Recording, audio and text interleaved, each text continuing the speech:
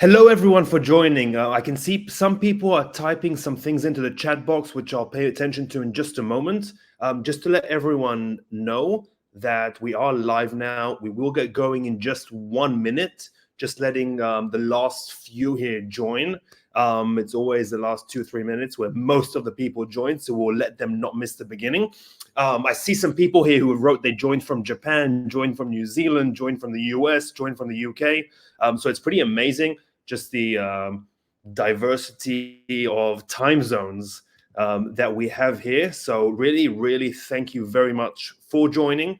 One thing I want to say before we get going with this webinar, with this live class, is that if you want to get a certificate of attending this webinar, please reach out to our support. And we will send you a certificate within 24 hours. That's number one. Now, specifically for today, for the webinar, any questions you have on the right-hand side of the screen, you can type in literally whatever you want at any moment. We will open up a discussion 10-15 minutes towards the end, so you will be able to type in questions.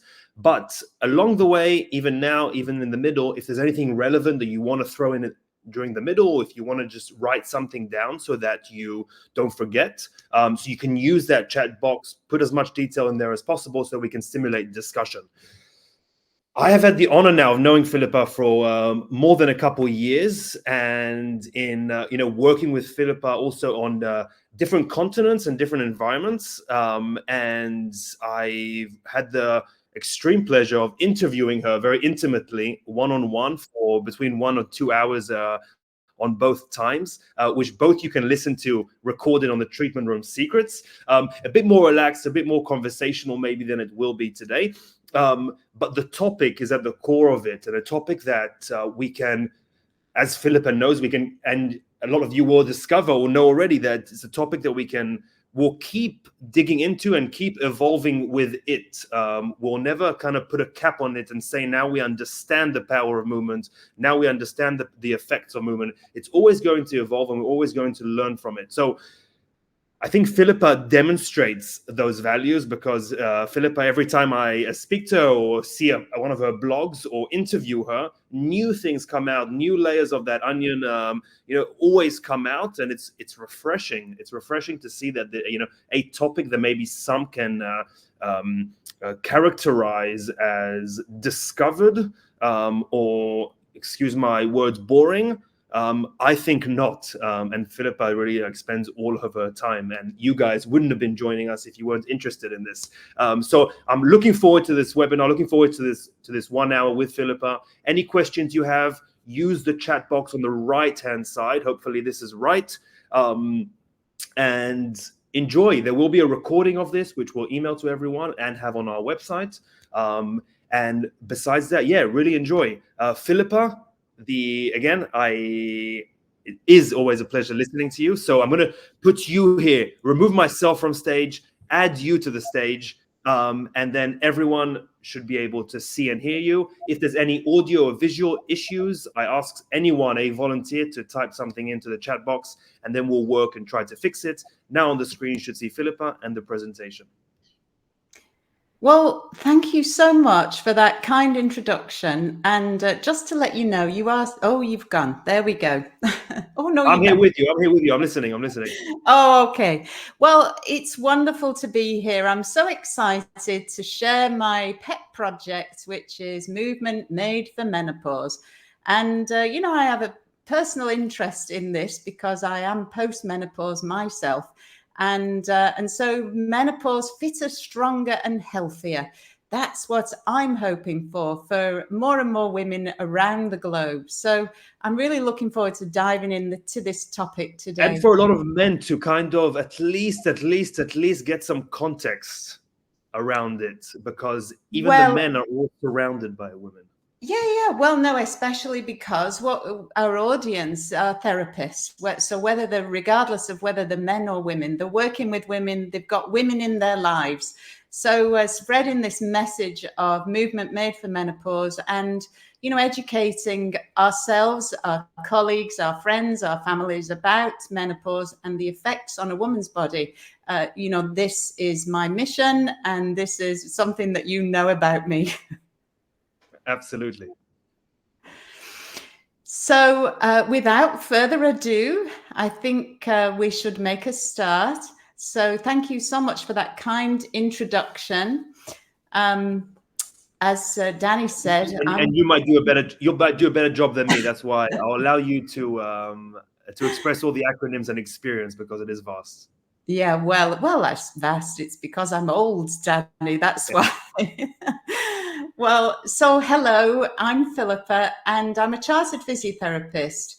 And my specialism throughout the whole of my career has been musculoskeletal therapy, and so this is something that I loved from the inception of my training as a physiotherapist. Coming from an athletic background, I gravitated towards musculoskeletal therapy. And so later on in my career, for about the last 18 years now, I've been a clinical Pilates teacher. More recently, I've added Hatha Yoga to my repertoire. And so in only 4 years ago, I decided to become an entrepreneur in midlife and started my company Precision Limited. And so I treat people in person. You can see the treatment couch at the back of me, and I work virtually online. And I really hope to reach people all over the world with my messages and my support and guidance. So we're talking today all about menopause and movement. What is menopause? The aims of our session, we're going to talk about what is menopause, the symptoms of menopause, and really the thing that I'm concerned to transmit to people is that there are long-term effects of menopause on a woman's body. I've had many a client and a friend who comes to me and mops the brow and said, "Ooh, you know, menopause, I think I got away with it." Well, in all honesty, no woman is getting away with it. Admittedly, some women will suffer more than others, and I was one of those women. But the good news is that movement is great medicine. It's medicine that can help us to manage symptoms, certainly to improve our quality of life. And one of the things that we are increasingly coming to understand is that muscular strength is one of the most important variables that we could address as an aging population as a whole, but as women in particular. And so that's something that we'll be focusing on as we go through the presentation. I welcome your questions. Danny is going to throw any questions at me that are pertinent. And of course, there'll be time at the end for us to get to those questions. But what is menopause? Menopause marks the end of the reproductive years, and it's a natural part of aging. It usually occurs somewhere between 45 and 55 years of age, but actually it's creeping up on us before we begin to notice symptoms, most likely. And for some women, that can be as early as 35. So that we really need to be on the lookout for the kinds of things that we might be anticipating at that time of hormonal fluctuation. So the definition of menopause is that it's when a year passes without having had a menstrual period. And in the United Kingdom, the average age for a woman to reach menopause is 51.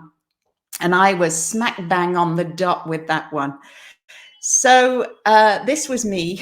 Well, it's not actually me, you can tell that, but this is really how I felt around that time of menopause. And so we're taught to believe menopause is a natural phenomenon. Well, it felt anything but natural is what I say to people.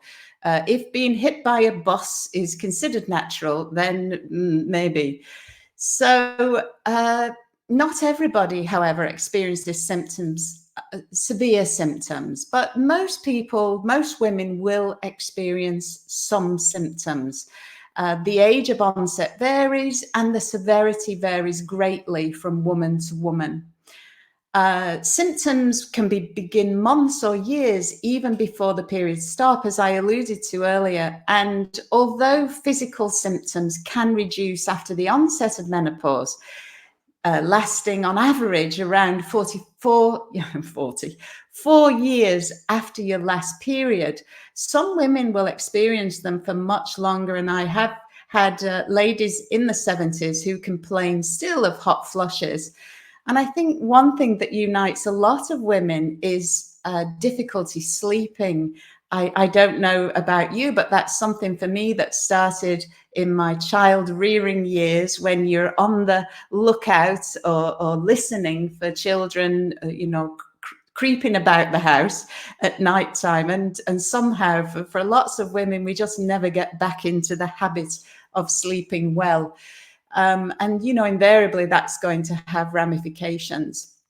But if sleeplessness is new to you, then it could be that is your body's way of just letting you know that things are changing, things are afoot. So, as I said earlier, I was one of the 25% of women to suffer severe symptoms in the perimenopausal period. And that began for me when I was around 45. Gradually, it came on, but I don't brag, but it was definitely the case that I had almost all of the symptoms that were possible to have. And this really severely impacted my quality of life, and kind of unexpectedly, because I was always a very healthy specimen. Well, I still am when I go to the doctor. Even if I'm feeling out of kilter, they can rarely find anything actually wrong with me. So I rarely was somebody to go to the doctors, but despite the fact that I was exhibiting the majority of the symptoms of the pending menopause, the healthcare system really just wasn't meeting my needs. And so this really kicked off my quest to learn as much as I possibly could to support my own shifting physiology. So what does this look like? And you can see here on this chart, I love this pictograph, the representation of us at our peak hormonal concentrations, if you like. And then later on, we can see the estrogen is in our boots, or the levels are in our boots. It's not just in our boots, obviously, but the levels are way, way down. And so, this is precipitated by this changing balance of the body's sex hormones that happens when ovaries stop producing as many or as much of the female hormones, and we no longer release an egg each month. So there's also this decrease in progesterone. Estrogen levels are taking a nosedive, progesterone levels similarly, but there can be a time where the progesterone might be dipping lower and we become estrogen dominant. So there's lots of subtleties really in interpreting these hormonal fluctuations, but characteristically what we see on blood results is an increase in the follicle stimulating hormones, or the FSH, and the luteinizing hormone, LH. So that's characteristically what we would see if we were to test. But that time of perimenopause is not really a great time to be testing because there's lots of fluctuation happening. And so the acknowledged way to to diagnose perimenopause is really through symptoms alone. So there's different, depending on where you look, you'll find different numbers for those symptoms, but 34 is the number that I quote. I mean, I think that's quite enough, don't you? And predominantly the main symptoms that women experience are hot flushes, changes in the periods, and that could be an increase in the frequency and an increase in the heaviness of a period. So it's not always, you might just assume that it's about your periods getting less often and less voluminous, but actually that the opposite can be true, and that was the case for me. An irregular heartbeat and palpitations. This is another common symptom. Night sweats, sleeping difficulties. These are things that we might associate quite readily with menopause. But fatigue, mood swings, anxiety, just general irritability. You might have experienced as a woman PMT, or you might have been on the receiving end of it. And that irritability is around these fluctuating levels. And so I'm smiling because my poor husband had to tolerate me being irritable for about 3 weeks every month, and just 1 week of feeling slightly normal. So, irritability, that can really be a problem for people. And depression, panic can be something that comes upon us at this time, never having had it before, wondering what the heck is going on. Digestive challenges, bloating, and weight gain is characteristic around this middle life, and particularly around the middle part of the body. It's our body's way of trying to protect the region that is secreting the hormones. And of course, body fat has a potential to synthesize and excrete female hormones. So it's another way of trying to redress the balance. But for us as therapists, muscle and joint pains can be something that people begin to suffer with. And so widespread generalized joint pains, rather than a specific problem associated with a specific incident. It's more hands and feet. The small joints of the hands and feet might begin to be problematic. And then nerves also can be misfiring with electric shocks, pins and needles. And certainly for me, carpal tunnel was just horrific. With the work that I do, having dead hands every night, keeping me awake, as well as everything else, was just not cricket. Dry, itchy skin, hair loss, brittle nails. Now, a lot of these symptoms could be associated with other things. For instance, the hypothyroidism. And so this is part of our hormonal picture. It's not just about the female hormones, but all of our hormones can be a bit out of kilter at this time of life. Memory lapses, poor concentration, headaches, dizziness, gum problems, and some people report increasing allergies.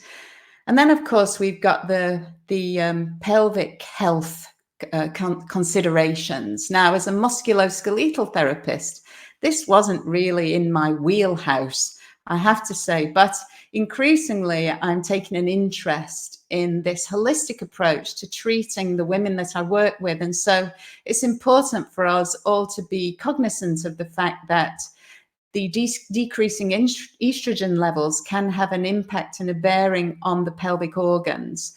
Vaginal dryness is something that many women find very debilitating. It can affect their ability to exercise and keep fit. And so this is something that we really must take an interest in.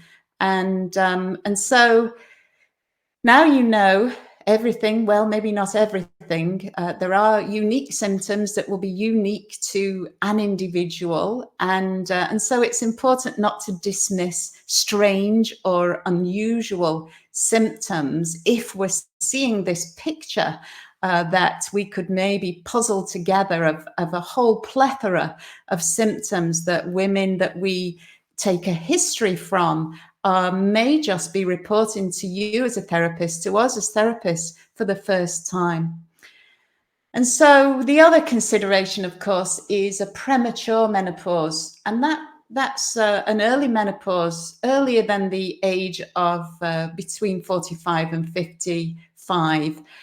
Premature can happen spontaneously with no particular cause, but sometimes it's as a result of surgical intervention. Cancer treatments, for instance, can also, women are given tamoxifen and drug treatments to suppress estrogen. So these women are sometimes flung into the symptoms of menopause as well as everything else that they've got to contend with. And so the likelihood is that the symptoms will be more drastic and feel a lot more prohibiting life in terms of the quality of the lives. And so premature menopause at a much earlier age can result in an increased risk for some diseases due to the loss of this protective influence of estrogen. Estrogen has a protective effect on the bone. It has a protective effect on the brain, to mention just two. So it is important for us to be mindful of a woman's hormonal history, and to just have this thought about where they are on that pathway, and if indeed they've been thrust into a premature menopause. So the long-term effects of menopause, and this is really where I'm passionate to share the messages that you may have not have had symptoms, but that there's estrogen's protective qualities are being removed as we are losing these levels of estrogen in the blood. So the risk is increased for osteopenia and osteoporosis. And from that, we would follow potentially with fragility fractures. And we know the increased morbidity and mortality that follows a hip fracture, for instance. So, you know, these are things to be taken seriously. And sarcopenia, that loss of muscle mass, it can lead to functional decline, disability, and falls. And here we go now, falling over with our osteoporotic bones. And that really is just a recipe for disaster. Dementia, the protective qualities of estrogen help to protect against these brain infarcts. And so heart attack and stroke are also potentially increased post-menopause.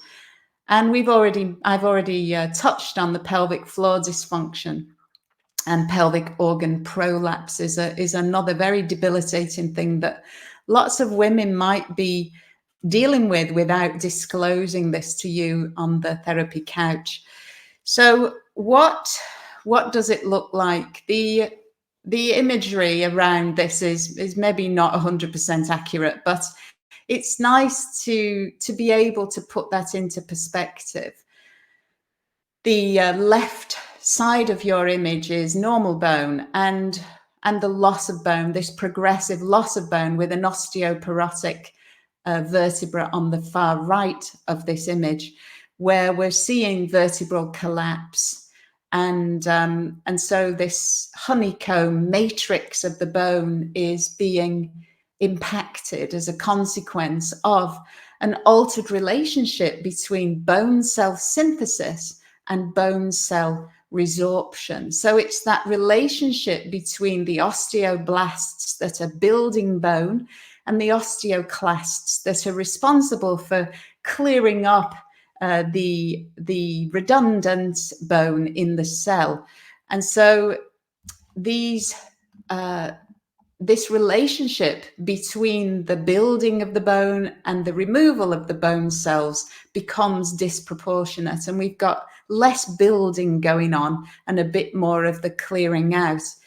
So this occurs in two phases, really. And the first phase is predominantly in the trabecular bone. And this starts at around the time of menopause, even slightly before, as we are losing those estrogen hormones in lower concentrations in the body. And so this phase is defined as menopause-related bone loss, and it lasts for around 4 to 8 years.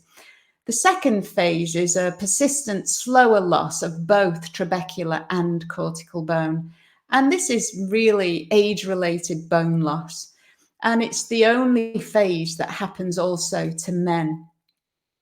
And so during the menopause transition, the average reduction in bone mass density is around 10%.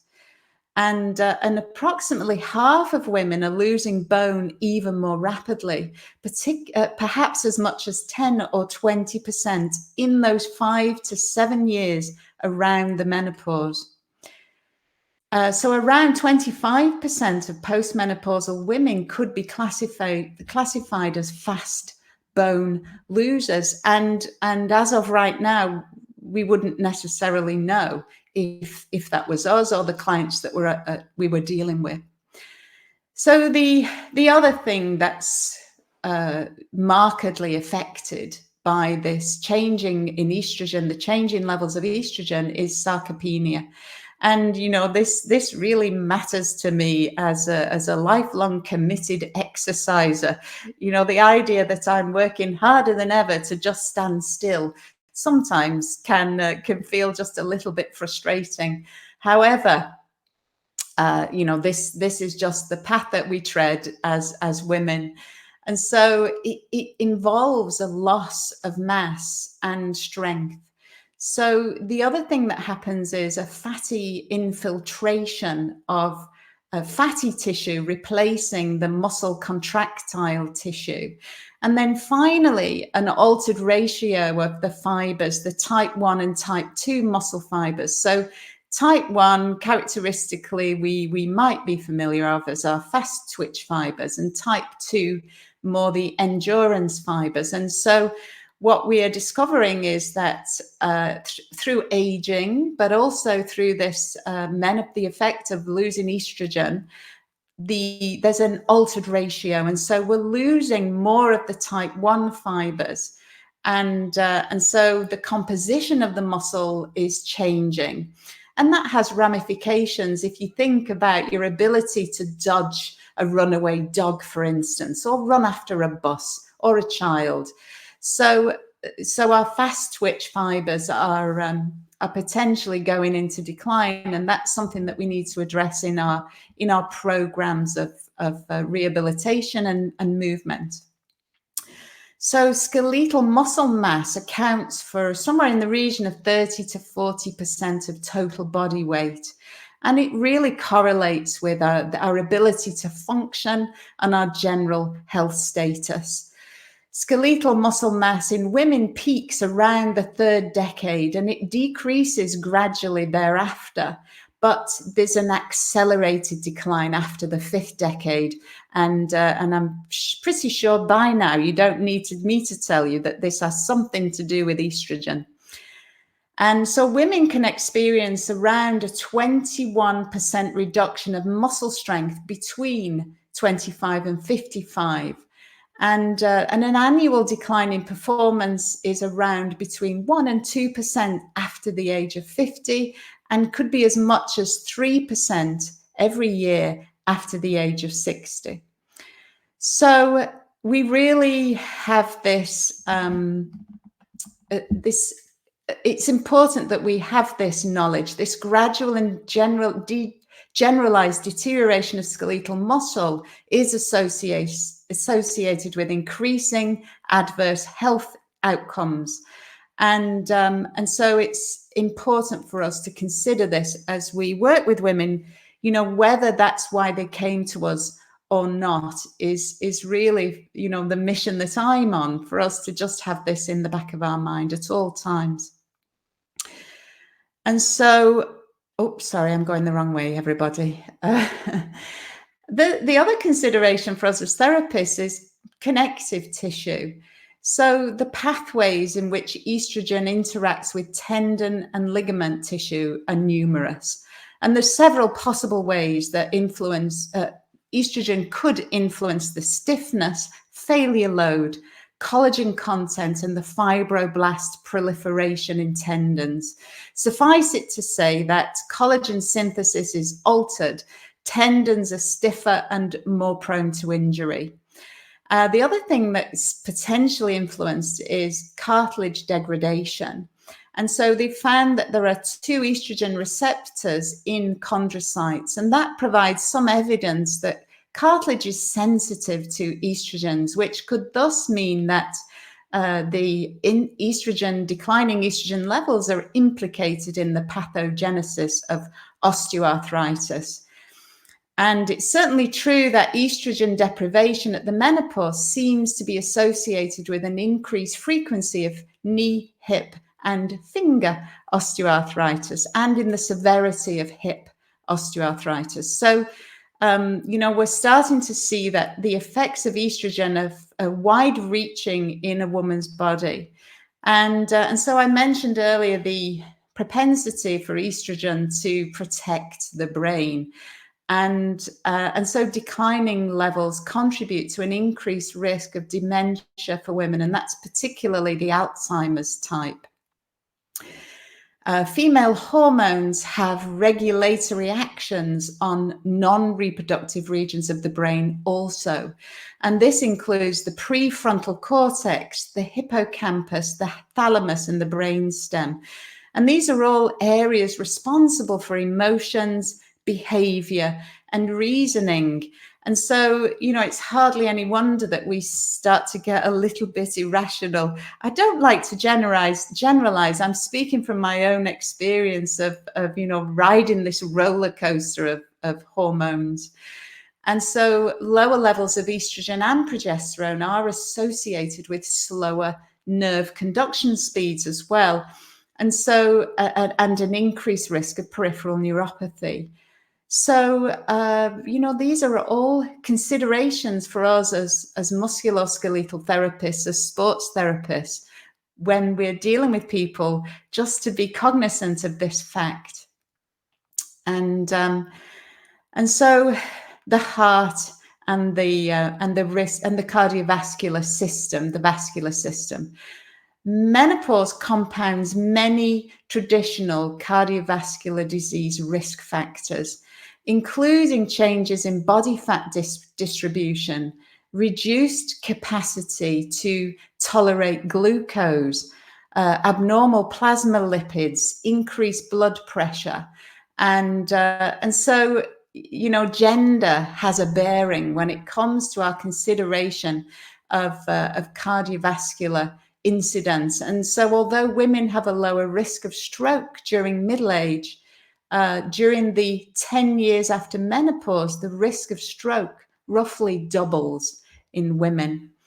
And so you see in this picture, this emerging picture of the female hormones having a role to play. And I think, why are we talking about it now all of a sudden? And it's really about the aging population. It may have been that women were not living to experience this level of decline in generations gone by.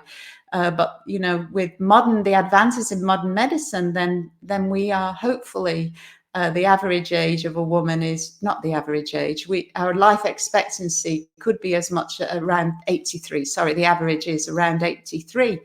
So, that's a heck of a long time to be living without those hormones, 30 plus years. And going the wrong way again, sorry. And so coming to the urogenital system, like I say, not top of my list as a musculoskeletal therapist, but this is very common amongst women. And it has a significant impact on sexual functioning, emotional well-being, and activities of daily living. So somewhere in the region of 50% of women will suffer symptoms, but only around 25% seek help. And so urogenital atrophy is this loss of elasticity, if you like, in the tissues, and it's a major cause of discomfort and concern in women as it aids flexibility of the vagina. Estrogen also has a part to play in maintaining the pelvic floor muscle mass. We've already talked about skeletal muscles losing mass and strength, and the pelvic floor muscles are no different in that regard. And then, we've got the genitourinary syndrome of menopause. This is a relatively new term, sometimes shortened to GSM. And it's really just an umbrella term to incorporate all the different kinds of things that could go wrong, the effects of menopause on the genital area, the urological and sexual functioning that, as I said, affects somewhere in the region of 50% of post-menopausal women. And so what do we do with all of this information? I hear you ask. And the answer in my book is there's not one symptom of menopause that movement won't help. And that all those categories that we've talked about up until this point I include in that umbrella. And so any opportunity we've got to share the power of movement with our therapeutic approaches to movement, to exercise, whether we're working with recreational movement, know that all of these symptoms can in some way be ameliorated by movement approaches. So that's really what prompted me to put together the course that Neil Asher kindly hosts for me on their platform, which is the Movement for Menopause. And so these different elements incorporated into movement to build muscle and bone, brain boosting exercises. Motor control is a consideration if we don't want to trip or fall, and not to neglect the pelvic floor as a piece of this puzzle. Movement is pro-circulatory, so helping with cardiovascular disease. And finally, it can actually help with thermoregulation. So women who are regular exercisers are much less likely to struggle with hot flushes.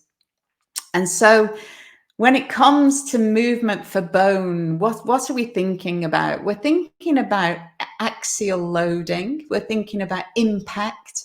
We're thinking about resistance training. But something that I learned that was really quite interesting to me is that bones get bored. Who knew is what I say. Honestly, I had no idea. But, it kind of makes sense if you think about it. If we keep doing the same thing over and over again, our bodies will zone out, tune out.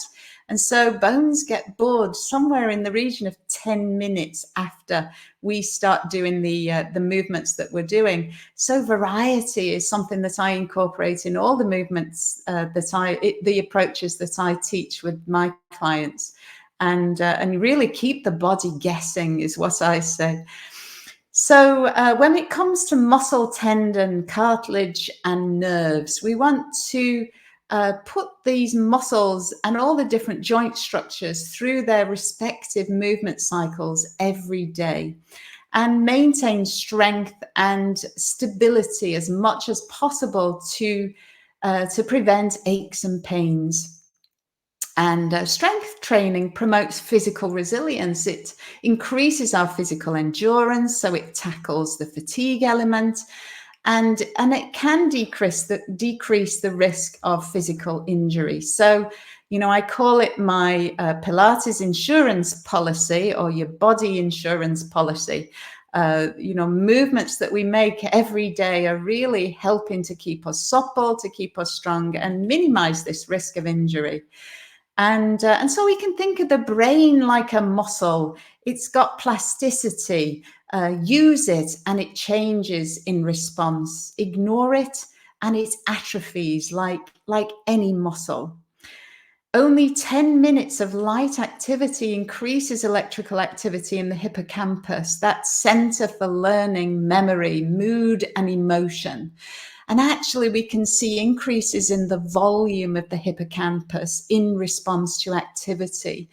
So 10 minutes seems to be quite a good number. The bones won't be getting bored and the brain will be getting the benefit. And even just walking 3 times a week for 20 minutes was shown to improve cognition and creativity. And so sedentary 20-year-olds will generate half as many ideas as active 70-year-olds. And I like the sound of that. That's what I've got on my agenda. And strength training in particular. This increases levels of the brain-derived neurotrophic factor, which is sometimes shortened to BDNF. And I heard that called fertilizer for the brain. And that really struck a chord with me. When we're doing our muscle strengthening exercises, we're really bathing the brain in these neurochemicals that are going to promote retention of the neurons. And of course, when we increase the heart rate, we increase the synthesis of our endogenous cannabinoids and endogenous opioids. So those feel-good chemicals, honestly, I say this to everybody, do it and it works. And do it and you will definitely feel better for doing it. So motor control, I talked briefly about the idea that movement processing skills and the excitatory potential of nerves will be altered when we incorporate skill-based training into our programs. So that might be the ability to step. I have stepping strategies that I use with people, and kind of fast feet, and doing more than one thing at once as well, which a lot of older people can feel challenged by. And this is when they start to experience trips and falls, because they're carrying something and they're moving at the same time, and all of a sudden that's just too much for them. So to practice these skills and retain the capacity to perform at any age is really what I'm trying to sell to people. And we know health promotion is a hard sell. There's no doubt about it. But if we keep banging on about it, then my hope is that some of this will stick. And so, like I said before, the pelvic floor, the urogenital system, the ramifications of pelvic floor dysfunction cannot be underestimated. And so if it's not in your wheelhouse to be dealing with this, but you kind of get the feeling that your clients are crossing their legs when they're sneezing, they're avoiding the jumping jacks, whatever it is, then we could have that conversation and make sure that they can access specialist support to deal with those sorts of issues. As I've said, the circulatory system, the well-documented effects of exercise on the cardiovascular system, and so I'm not going to harp on about that. But last of all, the thermoregulation, that's quite an interesting one for lots of people, because especially if you've ever had a hot flush, and I've had a few, but they were not as bad as so many women that I know. So of all the symptoms that I experienced when I was having my perimenopausal period, thermoregulation, the hot flushes, really was not so bad at all. And I certainly had them mainly at night, and hardly ever during the day.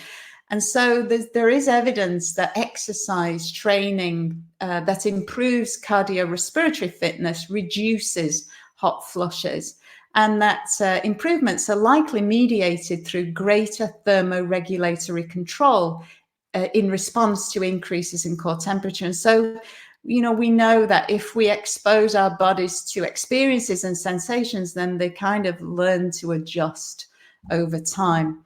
And that was certainly my experience. So last and definitely not least, overall health and well-being for the rest of your life. I mean, if you're not buying that, I don't know why, because movement really can help to maintain the body's homeostasis. It leads to better sleep, lower blood pressure, and an all-round better quality of life. So sign me up for that. So moving on to the Movement for Menopause course that I put together for Neil Asher, and that's hosted there on the platform.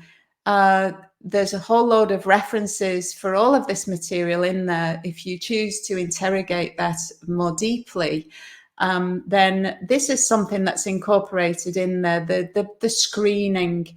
It's important for us to evaluate the starting point with our clients. You don't need me to tell you that, and to set a plan for the direction of travel, but to make that in the holistic and in the broadest sense, and also for that to be integral with their values and their own goals for themselves. This is something that we're increasingly becoming cognizant of. And so there are a whole host of screening tools that are available for subjective and objective evaluation of our starting point. And it really depends on the person in front of us, which tools we might choose to use with each individual. And so posture is something that comes under a lot of criticism. Posture is not standing still. Posture is dynamic. Well, fair enough. But we do know that there are a couple of key influences for posture. And so if you're going about your life and you're not having any trouble at all, well, okay, maybe we're not that bothered. But if you come in to see a therapist and you've got hip pain, you've got neck and shoulder pain, then we really do need to consider the role or the part that posture might have to play in this. And then, from a holistic perspective, certainly a lot of women are quite opposed to the idea of ending up, kyphotic. It's not aesthetic. And certainly it's putting a lot of load on structures that would happily live without it. So it might be that you include a test, and the wall to occiput test is something that you could include in there. When it comes to movement tests, choose a functional screen. Spinal movements, you might look at back stepping lunges, forward stepping lunges, squats, spiral squats. And then, of course, all our special tests that we could perform depending on the person in front of us. The timed get up and go, single leg stance, the sitting rising test. And we're talking about getting up from the ground. This is, it's pick your clients carefully if you're going to use that, but to observe somebody's strategy as they are getting down and up and down off the ground, can be quite illuminating sometimes. The hand grip strength, the Frax tool, and of course we've got scans that we could, if we're kind of worried about people, then the DEXA scan is the bone mass density scan. And then we've got a whole host of pelvic health specific tools. And the pelvic floor disability index is quite a good one, quite commonly used. So goal setting and action planning is really crucial for success and active participation in your programs. And as I said, these goals should align with your clients' values, strengths, passions, be realistic and be manageable, and break them down into steps that clients can track. And in turn, we can celebrate the success together. So I am passionate about Pilates. You may or may not know that about me. But the Pilates principles are something that I really value as part of my approach to tackling movement with people, and particularly tackling movements with people who might be unfamiliar. So say, for instance, you did sport, but it was way back in your college days. And so in middle life, you're hearing all about this thing that exercise is so jolly good for you. And you're thinking, well, do you know what? I'm going to hit the gym. I'm going to think of getting fitter and healthier. And what's the next thing that happens? They're on the treatment couch because, getting fit to get fit was something that they omitted to do. So I love the Pilates principles, breathing. It's automatic, but the ability to bring the breath under our control can be really useful when we are coordinating breath and movement. And so practicing that ability and incorporating it into the movements that we make. And in rehabilitation, that's not necessarily something that we might have thought of, but at its simplest level, exhale with effort. That's something that I would encourage people to do. Here am I yanking on a rubber band, and I would encourage people to exhale as they pull on the rubber band, exerting a force. And I'm increasingly becoming reinforcing these beliefs that achieving neutral organization of the joints as we incorporate load is an important consideration.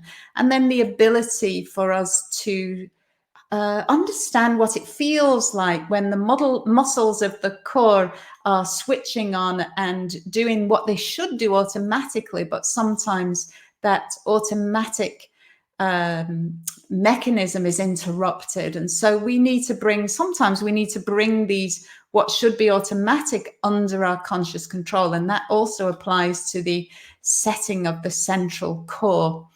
And the principles I love, the idea that we concentrate on the movements that we make and pay close attention to the specifics of each exercise, means that, research has shown if we think about bending the little finger, the muscles of the finger will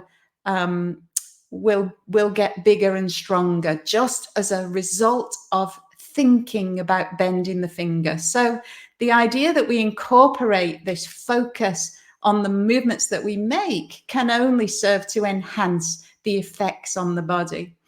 And so learning to control the body with the mind is a valuable skill, particularly if we have these tendencies to be a little bit dyspraxic.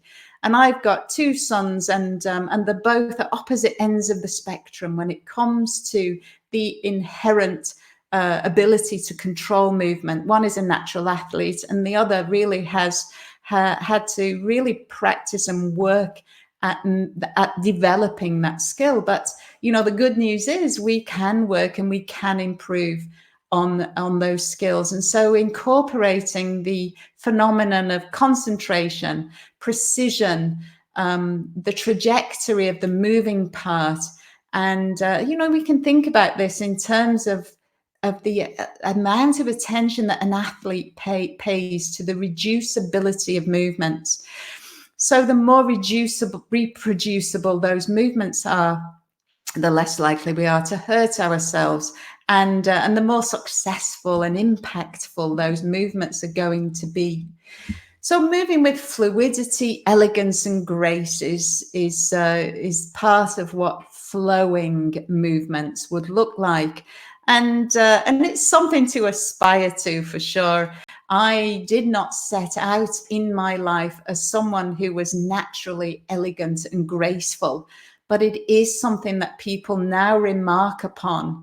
As I teach my classes, they think it's something that's been there all along, but no, it's something that's come along with this dedication to practice. And so, of course, we must consider the exposure to load. As I said, people embarking on a journey of health and wellness can all too often come unstuck when they start to incorporate load. And, but with body weight and resistance bands, just my most favorite piece of equipment, the possibilities are endless if we just have a little bit of imagination. And so incorporating the principles into everyday life, sometimes we isolate the movements and we really just focus on moving one bit of us at once, and that has its place. But ultimately, we're hoping to integrate these principles into the movements that we make as we go about our daily lives. And as with all things, practice makes for improvement. So getting stronger. We're getting to the crux of the matter now. Muscle is an organ. It's so important for women in particular to work against that propensity for sarcopenia and muscle loss as we age. And so the benefits of muscle building go far beyond addressing muscle mass and strength. They increase muscle, increases our metabolism, it improves our posture, reducing the proportion of body fat, lifts the mood, improves cognitive function, and as I said, strengthening exercises are neuroprotective. Glucose control, muscle is a sugar sink, so having muscle really helps with that control of blood sugar levels. And it helps us to stay injury-free and enjoy our hobbies and interests and grandchildren, should they ever choose to present themselves. So the principles of training, well, strength training is a science. And so there are a whole load of metrics that we can manipulate in the programs that we teach. And that's going to be very individual to the clients that you are working with.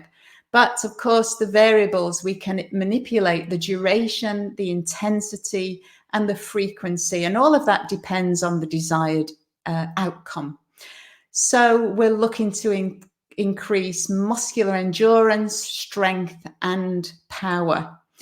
And so we manipulate those variables of load and repetitions to achieve these goals. The areas to target will really be decided based on the findings of an assessment, but key areas to target when working with an older age group include the hip, the knee, and the ankle extensors. And so to challenge ourselves is important, because if you do what you always did, then I actually wrote here, you get what you always got. But actually, as we get older, we're getting less. So to do what we always did is not going to cut the mustard as we get older. And so we've got to build progression into our programs to overcome adaptation. And so that can be achieved by manipulating the training variables. All too often, clients leave rehabilitation, they go to see a therapist, and I know this has happened, for me, that they come, they get what they think is a program of exercises, and they go away and they do it. But that really only takes us so far, and progression is really important, particularly if we want to think about preventing reoccurrence.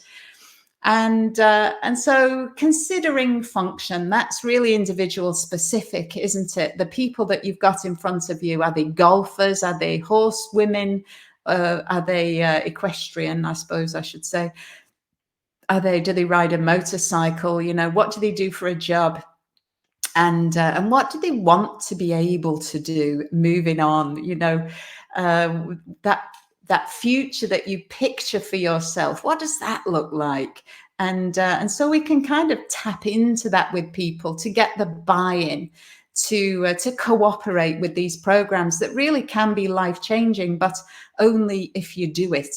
And so, Pilates has given me a real appreciation of the importance of technique.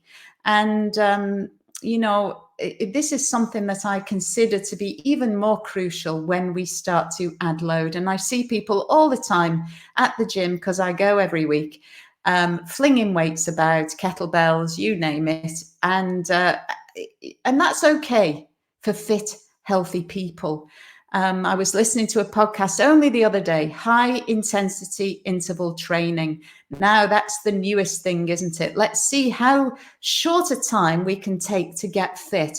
Well, on this podcast I was listening to, it was fascinating, because there was a researcher, sports scientist, and he was saying, well, there's been so much research done on high intensity interval training that it skewed the whole view of what's happening in training. And the reason is that researchers like doing research that involves this, because it's brief, for one, and it's kind of fun. So knowing that it's kind of fun and it's brief, but predominantly it's done with athletes.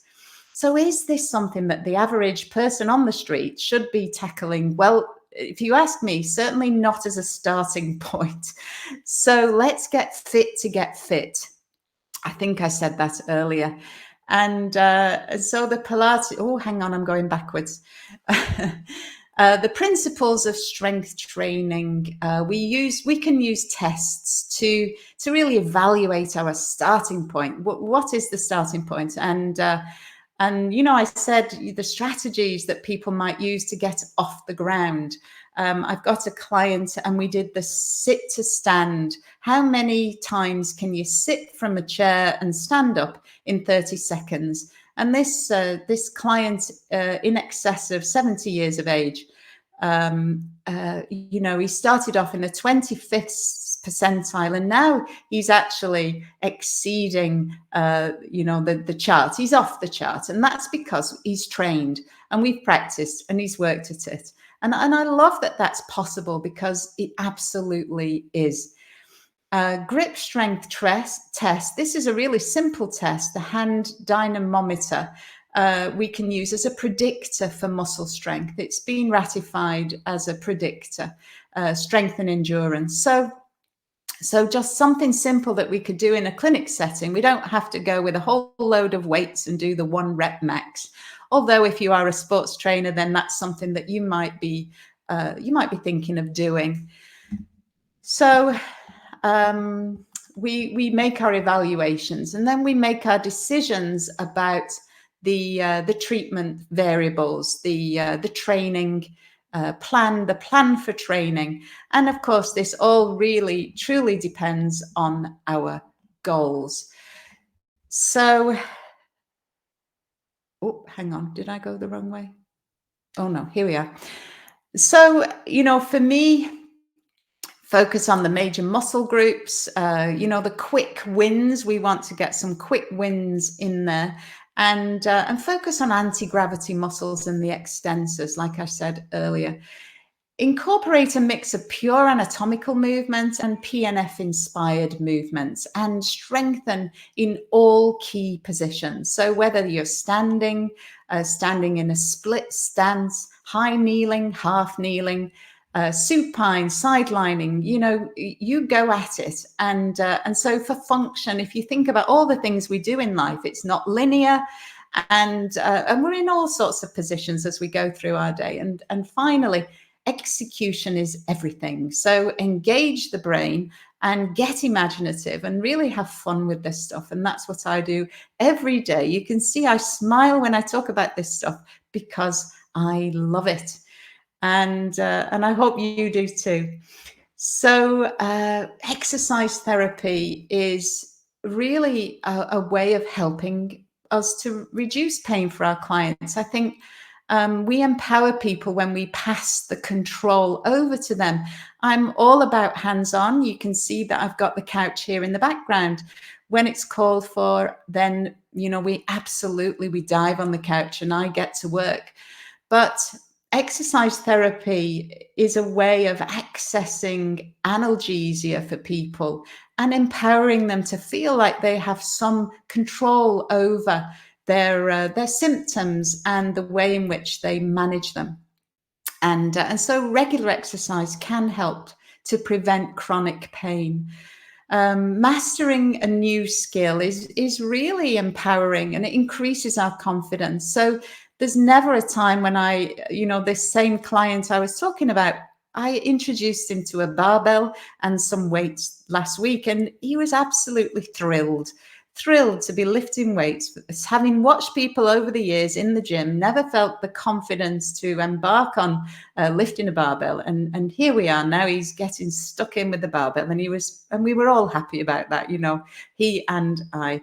So feeling confident, and this can really help to override fear and anxiety and increase our self-efficacy.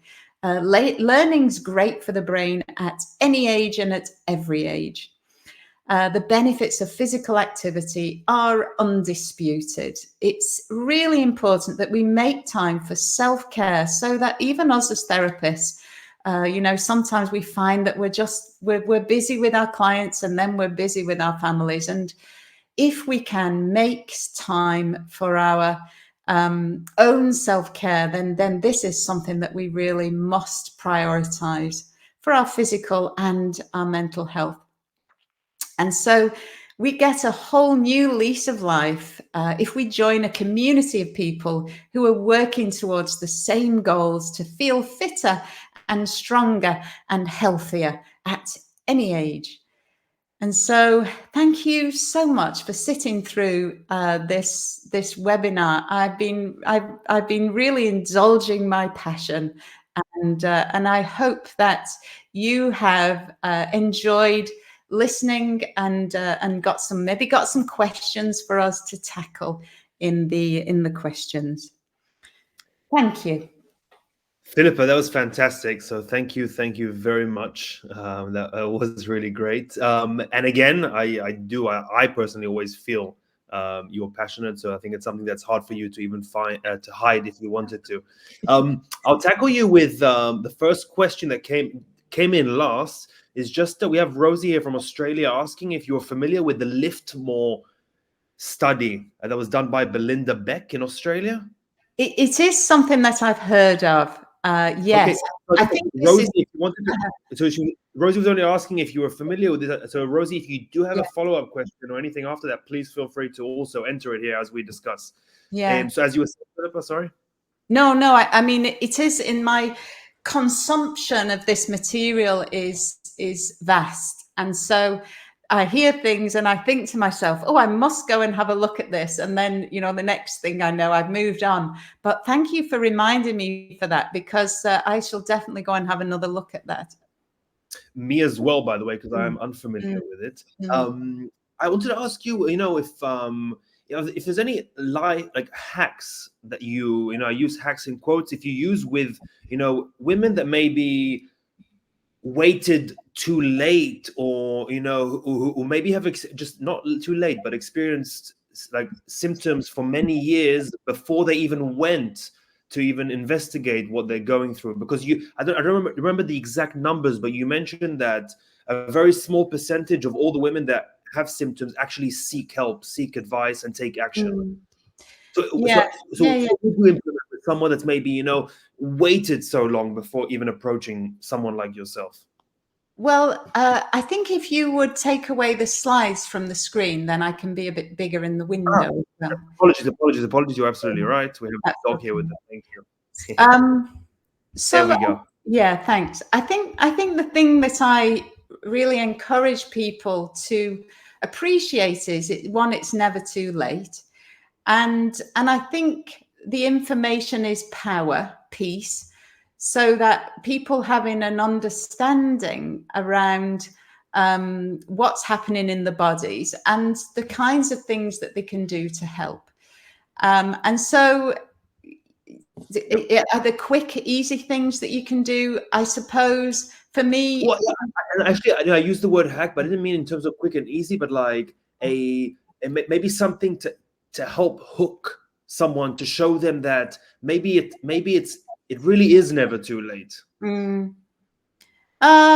Yeah. I mean, this is the challenge for lots of people doing this kind of preventative medicine sort of work. But I think it's speaking to people's goals.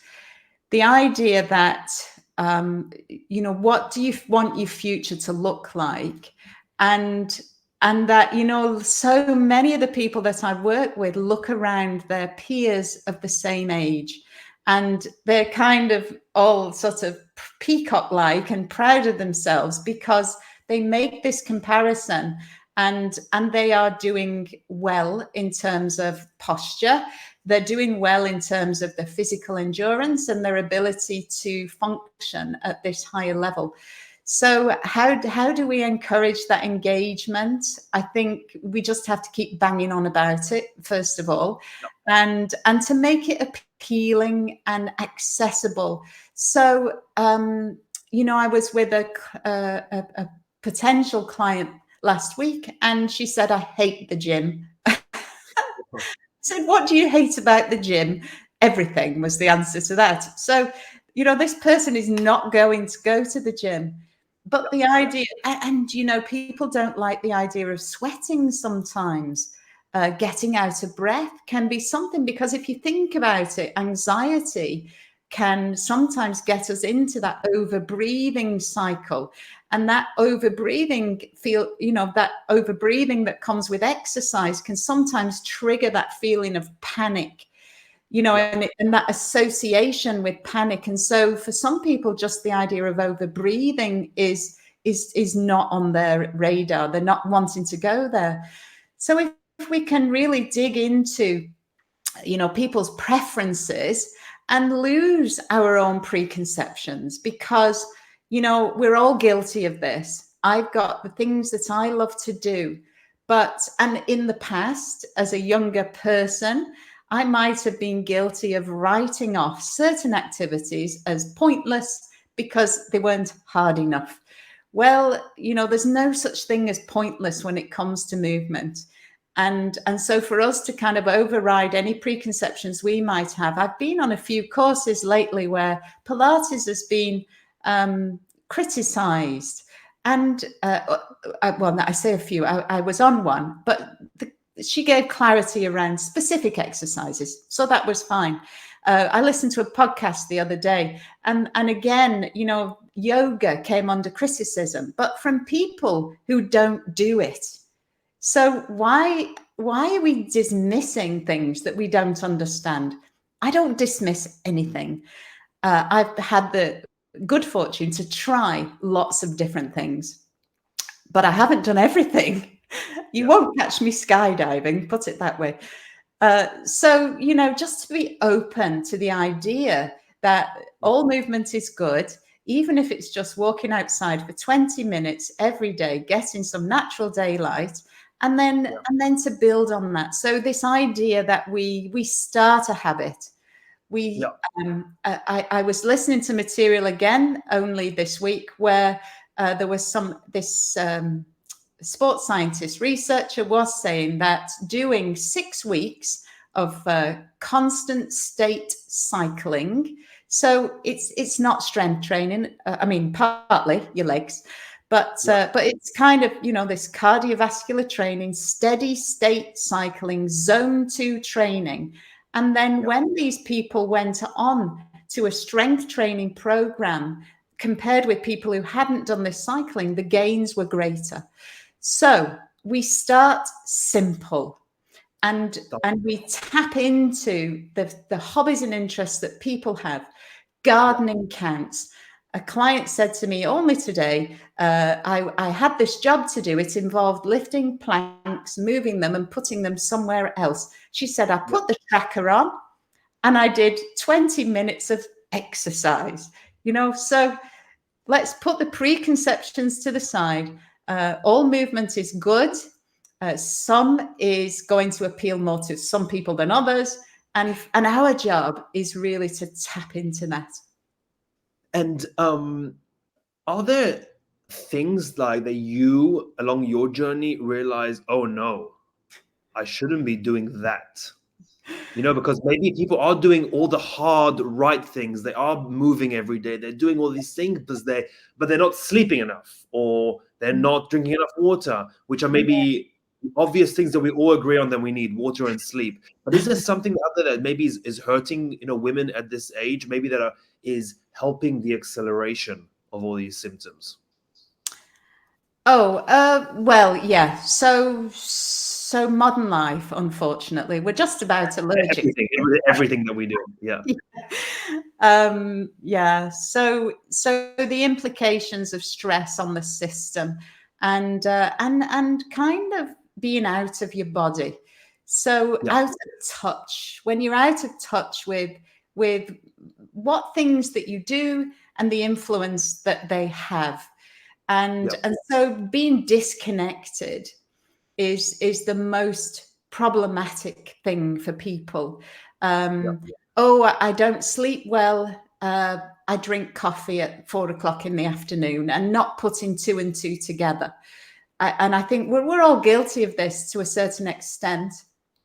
But, to help people to piece the puzzle together and the light bulb moment. And, I've been talking about muscle hypertrophy with older clients, and the fact that we need the building blocks. So although I'm a movement is my mode of operandi, as I call it, we can't ignore nutrition, the building blocks for muscle, the building blocks for hormones. And so to encourage people to take this kind of overarching umbrella view of their lives, and maybe do a bit of a survey, if you like, a lifestyle survey, because sometimes it's only when you write it down on a piece of paper that you realize, and oftentimes we have the answers ourselves to these Yeah, questions. we justify, we get used to the habits, we justify the habits to ourselves first before we even justify it to anyone else. Yeah, exactly. So look, that's great. I hope, this, I think, very helpful for people that joined here, who I'm assuming are from different places in life. Some therapists, maybe some personal trainers, some physical therapists, physiotherapists in the UK, and as mentioned in the beginning, really global. So it is amazing to see. So wherever you are in the world, whatever time it is there, morning, night, early morning, afternoon, thank you very much for joining. Philippa, you were amazing, as always. So thank you very much. We've had a few people write in the chat asking about the recording. So there's a webinar page, registration page on neilasher.com, our website, where you will see the recording of this webinar and previous ones on that page. It'll take us 48, 36 hours to get this one uploaded there. So give us a couple days, but the previous ones will be there. In addition, don't forget to follow us on YouTube and our social media channels as well, because the webinar and clips of it will be posted there as well. As Philippa mentioned, that we do have a course that we produced together that is listed on our website, a couple courses, one specific to movement and menopause, but a couple other courses as well. So please check out the course, check out Philippa. You'll see some information about the course before you purchase it. Again, if there's any problem or you weren't happy with it, we can always communicate with us and reach out. Any questions you have, any help anyone needs, you can reach us at support@neilasher.com.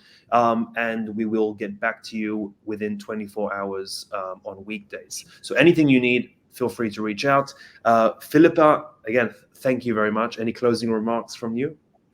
No, thank you so much for giving me this opportunity to, reach more people with this message that movement is medicine for menopause. Amen. And I am trying to be a subscriber of that and also a promoter and influencer, because again, it only helped me. And I was absolutely addicted to the school of thought that hard was all that counts. But I see more benefits myself, and I feel better when I move more, but not as intensely, not as painfully. So thank you for also continuing your influence on me. Oh, well, you're very welcome.